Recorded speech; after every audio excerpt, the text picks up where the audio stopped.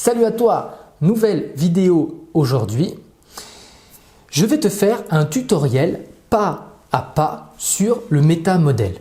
Donc comme tu le sais, le métamodèle est un modèle qui a été construit par la PNL. Si jamais tu veux en savoir un petit peu plus, et je t'invite fortement à le faire avant de visionner ce tutoriel, tu peux aller cliquer ici sur qu'est-ce que le métamodèle. Je vais te donner une méthode pas à pas qui va explorer une partie du métamodèle. Tu sais que le métamodèle, il est très vaste, ok? Il y a énormément de questions à connaître. Là, je vais te donner vraiment un échantillon du métamodèle et comme ça, tu vas pouvoir voir comment tu poses les questions qui vont te mener à des informations de qualité lors d'une séance de coaching ou de thérapie. Et en regardant ce tutoriel, tu vas mieux comprendre en dynamique. Tu vas voir qu'il y aura des phrases du coach, phrase du client, phrase du coach, phrase du client, et je vais t'expliquer avec des couleurs, avec des petites flèches, à quel modèle font référence les questions à l'intérieur du métamodèle. Parce qu'à l'intérieur du métamodèle, évidemment, tu as encore des sous-tiroirs. Voilà, bon visionnage à toi, mets un like à cette vidéo quand tu l'auras regardée. Allez, salut à toi, je vais te montrer un petit peu comment tu peux utiliser le métamodèle, qui est un modèle issu de la PNL, lorsque tu vas réaliser une anamnèse, lorsque tu vas voir un client, que ce soit en coaching ou dans un accompagnement thérapeutique. Ce modèle, il est ultra puissant et assez complexe. Donc, je vais essayer de te le présenter de façon, on va dire, simple, pour que ce soit palpable et que tu puisses l'utiliser à ton tour. Donc on y va, là on a un thérapeute et une patiente. On y va, le thérapeute dit « Bonjour, comment est-ce que je peux vous aider aujourd'hui ?» La personne va commencer à parler. « Eh bien, j'ai une présentation de prévue, ça va être compliqué. » Ici, tu peux déjà commencer à utiliser le modèle pour faire spécifier et déployer certaines informations. Par exemple, une présentation. On ne sait pas une présentation de quoi, ok ? Quelle est cette présentation? On ne sait pas. Et également, tu peux faire spécifier ça va être, qui ne veut à peu près rien dire. Donc ça, qu'est-ce que c'est que ce truc-là? Donc déjà, ces deux éléments, une présentation peut être spécifiée, déployée, et ça peut être déployé. Ça va être compliqué, pareil, cette phrase ne veut rien dire. Et tu verras qu'à chaque fois dans une séance de coaching ou de thérapie, les personnes parlent comme ça dans la vraie vie. Elles vont oublier des morceaux, elles auront des morceaux qui seront cachés dans leur tête. Et donc, une des premières toutes questions que tu peux poser, par exemple, dans cette interview, c'est une présentation de quoi au juste? Quand tu dis une présentation de quoi, c'est pour ça que je l'ai mis en orange, tu viens faire déployer, chercher les informations qui manquent dans une présentation.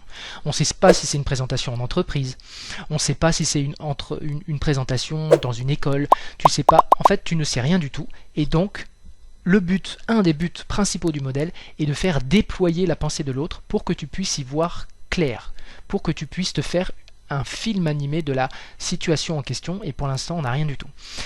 Donc une présentation de quoi au juste? Et là la patiente dit « Ah pardon, un oral pour présenter, ça y est, mon entreprise a une école de commerce. Mais... » Donc déjà, grâce à cette première question, une présentation de quoi, tu as pu obtenir des informations un peu plus précises. Ok, présenter mon entreprise à une école de commerce. Mais... Et donc là, une autre question que tu vas pouvoir utiliser, toute simple, c'est de bien ouvrir tes oreilles et réitérer la fin de phrase. Okay, c'est une façon très simple de faire du métamodèle. La personne dit « mais » trois petits points, tu redis « mais » trois petits points et tu attends. Et la personne, c'est parti pour un tour, elle va redéployer. C'est toujours pareil quand je parle en public. Ici, si tu es assidu, à l'intérieur du métamodèle, tu as encore des sous-tiroirs. Un des sous-tiroirs, ça s'appelle les quantifieurs universels. Et là, tu peux en repérer un, toujours pareil. Okay, donc le toujours, je vais le mettre en rouge. Ça s'appelle un quantifieur universel. Donc je t'en donne quelques-uns, mais il y en a d'autres. C'est toujours, jamais, tout le temps. Voilà. Quand tu as des modèles, quand tu entends des mots comme ça, ils sont répertoriés en PNL en tant que quantifieurs universels. D'accord? Ce sont en fait des abus et donc un phénomène, ce qu'on appelle des généralisations. Ok, généralisation. C'est un abus de la catégorie. En fait, tu vas prendre une sous-unité de la catégorie et tu vas faire bouffer la catégorie en entier. Donc la patiente dit, c'est toujours pareil quand je parle en public. Une fois de plus, cette phrase, elle veut tout et rien dire. C'est toujours pareil. Qu'est-ce qui est pareil que quoi? On ne sait pas. Quand je parle en public, et c'est toujours pareil, on ne sait pas ce qui se passe. Donc en fait, il nous manque le processus, et c'est pour ça que la question pertinente va être, que se passe-t-il quand vous parlez en public? Okay, donc cette phrase-là, elle est hyper importante et puissante. Je vais la mettre en vert. Parce qu'on va aller chercher les informations, c'est-à-dire le ou les processus qui nous manquent là-dedans. C'est toujours pareil. Qu'est-ce qui est toujours pareil que quoi? On ne sait pas. Donc en fait, cette phrase ne veut rien dire. Donc on y va. Que se passe-t-il quand vous parlez en public? On descend un petit peu. Et on y va. Chaque fois que je pense à prendre la parole en public, je suis envahi par la peur. Là, une fois de plus, il y a plusieurs éléments. Donc tu comprends que le métamodèle, tu peux l'appliquer à chaque portion de phrase quasiment. Une fois de plus, là on va pas le faire, mais chaque fois que, c'est une fois de plus, je vais le mettre en rouge, c'est un quantifieur universel. Donc chaque fois que, c'est un abus de généralisation, entre guillemets, hein, du même acabit que jamais, tout le temps, toujours, et ainsi de suite.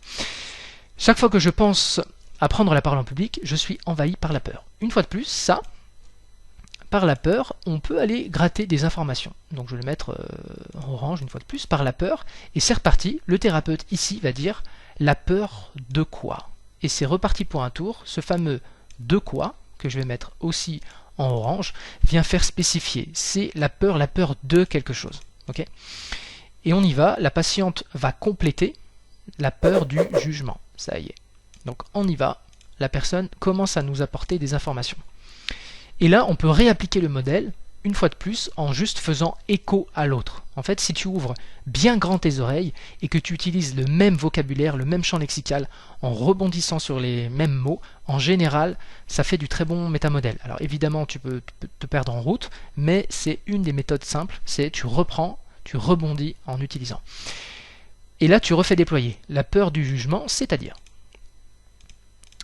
Et donc, là, l'idée, c'est d'avoir encore plus d'informations par rapport à ce truc-là.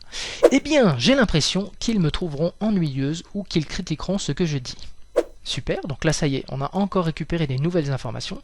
Donc, c'est l'impression, une fois de plus, là, si on détaille, hein, l'impression, c'est vraiment, on comprend que c'est dans la tête de l'autre. Hein, c'est pas ce que réellement les gens font lorsqu'elles parlent, c'est l'impression, donc dans sa tête, le film animé qu'elle se fait, qui fait qu'elle a peur. Ok ? Qu'ils me trouveront ennuyeuse, nanana. Et là c'est reparti, on va poser une question assez intéressante qui est, ok, sur quoi vous vous basez pour penser cela? Donc, pour penser qu'ils vont la trouver ennuyeuse, sur quoi vous vous basez? Et là c'est reparti, on va choper encore d'autres informations croustillantes. C'est juste une sensation que j'ai. Lorsque je les vois chuchoter, ou même regarder leur téléphone, je me dis qu'ils doivent s'ennuyer ou se moquer de moi. Donc là ça devient très intéressant, parce que la personne commence à créer des liens, on va dire, à tordre la réalité. Okay, lorsque je les vois chuchoter et regarder leur téléphone, je me dis, donc là c'est quelque chose interne, hein, du dialogue intérieur, qu'ils doivent s'ennuyer ou se moquer de moi. Okay, donc on va le mettre en bleu. Oups. Bon. Attends. Hop. Je vais le mettre en noir. Okay. Hop. Ce que vous me dites, c'est que quand vous les voyez regarder leur téléphone, cela signifie qu'ils vous jugent. Donc là, on fait à la fois de la reformulation, mais également on commence à ouvrir la porte en allant voir si ce que la personne fait dans sa tête est vraiment pertinent ou pas. Okay, donc ce que vous me dites, on reformule, c'est que quand vous les voyez regarder leur téléphone, cela signifie, d'accord, donc un sens, hein, qu'ils vous jugent. Et donc la personne va dire, oui, je sais que ça peut paraître irrationnel, mais c'est le sentiment qui m'envahit. Ok ? Et donc là, le thérapeute va poser une autre question du métamodèle. Est-ce que chaque personne qui regarde son téléphone pendant une présentation le fait nécessairement à cause de l'orateur? Y a-t-il d'autres raisons possibles? Point d'interrogation.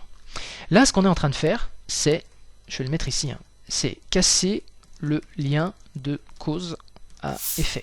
Alors, on ne va pas tout déployer le métamodèle parce que c'est un modèle qui est assez vaste, mais dans le métamodèle, il y a un modèle qui s'appelle les liens de cause à effet. D'accord? Donc, je vais le simplifier, c'est X fait que Y arrive. D'accord? X cause Y. D'accord? Et là, en l'occurrence, on a ce lien avec... on veut casser le lien que chaque personne qui regarde son téléphone, donc là c'est X, hein, regarde son téléphone, le fait nécessairement à cause de l'orateur. Là, la question va utiliser cet adverbe-là, nécessairement. Ok, donc je vais le mettre ici.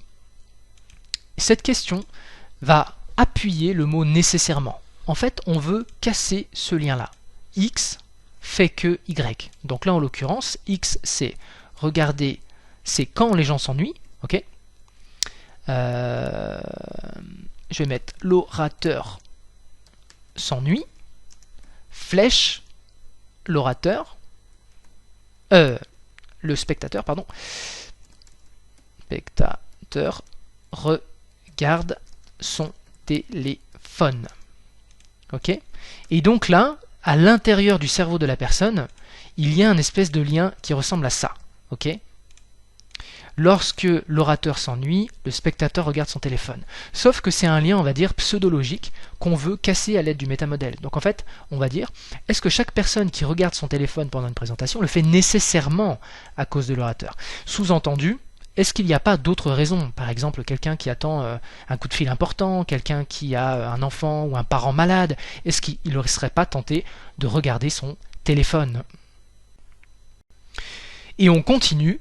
Ça signifie qu'on commence, entre guillemets, hein, à gangréner, à verrouiller cette espèce de lien. Alors le lien en question, l'orateur s'ennuie, le spectateur regarde son téléphone, est absolument pas arrangeant pour la cliente, pour la patiente.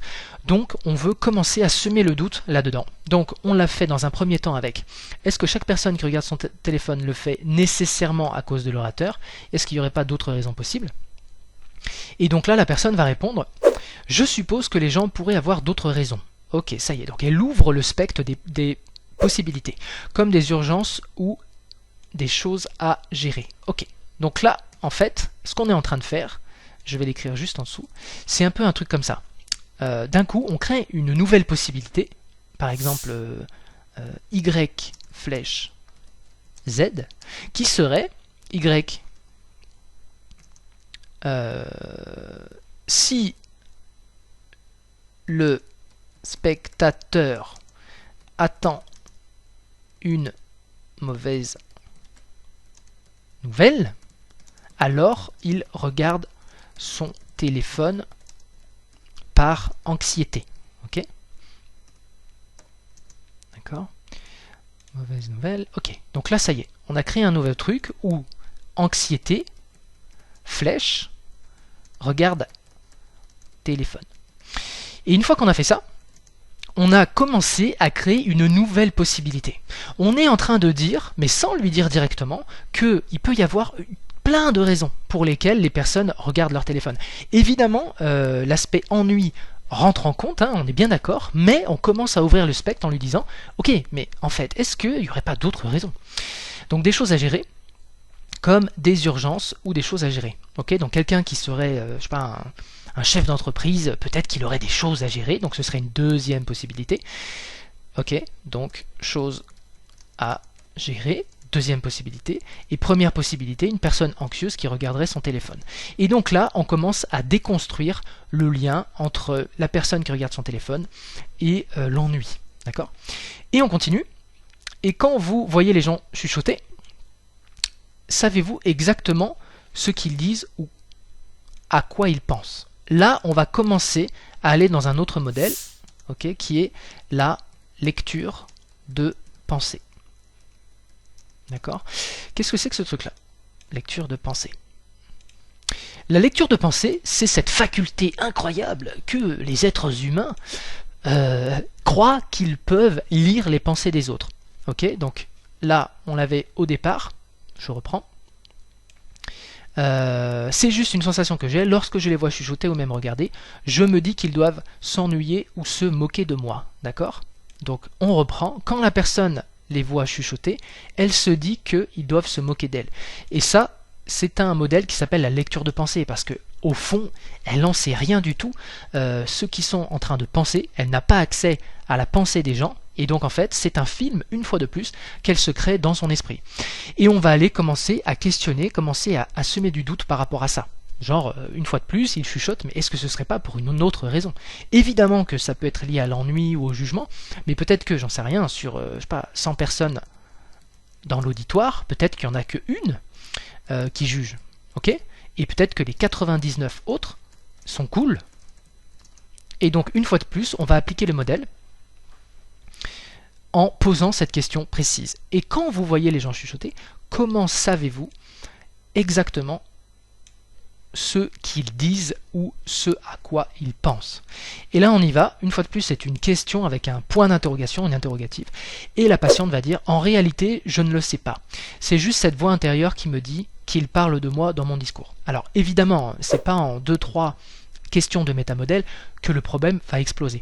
Mais, à base du métamodèle, premièrement, vous allez récupérer des informations, et deuxièmement, vous allez commencer à modifier l'image du monde petit à petit, pas après pas, de l'image tordue. Okay, donc là, une fois de plus, on va reboucler sur cette voix intérieure, donc c'est une dialogue intérieur. Hein, okay, et c'est parti. Et enfin, vous pouvez commencer à cadrer la séance en disant par exemple, d'accord, vous voulez que je vous aide à faire quoi dans cette séance? Sachant que là, on a déjà récupéré beaucoup plus d'informations sur le processus. Okay, si on fait un mini récap, on a déjà repéré que quoi? Que c'était une présentation pour un oral dans une entreprise par rapport à une école de commerce. Chose qu'on a eue directement après une première question du métamodèle. Ensuite, on a repéré que la personne avait un petit abus de généralisation. Okay, c'est toujours pareil. Là, une fois de plus, on aurait pu partir dans cette direction. Là, on ne l'a pas fait, mais ça aurait été une autre possibilité. Ensuite, on a des informations un peu plus précises. Donc, il y a une peur, mais peur de quoi? Peur du jugement. Okay, et ensuite, quand on va aller décortiquer la peur du jugement, on sait que la personne se crée une impression qu'il la trouve ennuyeuse ou qu'il critique. Et enfin, on a récupéré encore d'autres informations sur le processus. Okay, si là on repère ça, je me dis, hop, on a une bonne indication, je me dis, donc c'est du dialogue intérieur. Okay, je vais le mettre ici. Dialogue intérieur, c'est-à-dire la cliente se parle à elle-même. Okay, donc c'est un grand classique hein, pour générer une peur. Bah, tu vas écouter les sottises que tu te dis à l'intérieur de toi au lieu de regarder à l'extérieur de toi. D'accord, donc on commence déjà à avoir des indications de process. Donc là, c'est le dialogue intérieur. Et ensuite, la personne va nous le revalider après. Donc, nécessairement, je me dis. Okay, donc à chaque fois que la personne va redire je me dis que, ici, c'est juste cette voix intérieure. Donc là, une fois de plus, ça revient valider. Donc, moralité, à base de questions extrêmement simples, où on rebondit, où on reprend les éléments, tu vas à la fois trouver des processus, tu vas aller trouver des éléments précis, okay, des peurs, quel type de peur, des peurs du jugement. Tu vas également repérer des débuts ou carrément des process en entier. Là, ça passe par le dialogue intérieur. Okay. Tu vas repérer également des liens de cause à effet. X cause Y. X fait que Y. Y fait que Z. Et à base du métamodèle, tu peux commencer à semer le doute, commencer à créer du doute, okay, à base par exemple d'adverbes tels que nécessairement. Est-ce que une personne qui regarde son téléphone le fait nécessairement à cause de l'orateur? Voilà, c'est une petite démonstration de ce que l'on peut faire à base du métamodèle, une fois que tu connais sur le bout des doigts les modèles, et une fois que tu questionnes tout simplement. Donc ouvre bien grand tes oreilles, puis tu peux faire déployer la pensée de l'autre jusqu'à en avoir une image relativement claire et précise. Voilà. Voilà, j'espère que ce tutoriel pas à pas t'a aidé. Si c'est le cas, mets un like. Ensuite, si jamais tu as des questions, hop, va dans la barre des commentaires, pose ta question et j'y prendrai le soin d'y répondre quand j'aurai le temps. Si jamais tu es super motivé et que tu as encore en plus envie d'apprendre, je t'invite dans la barre des commentaires. Il y a un lien avec mes coachings, mes formations, mes séminaires, mes mentorings pour aller plus loin et surtout pratique encore et encore. Tu sais que c'est la clé de la réussite.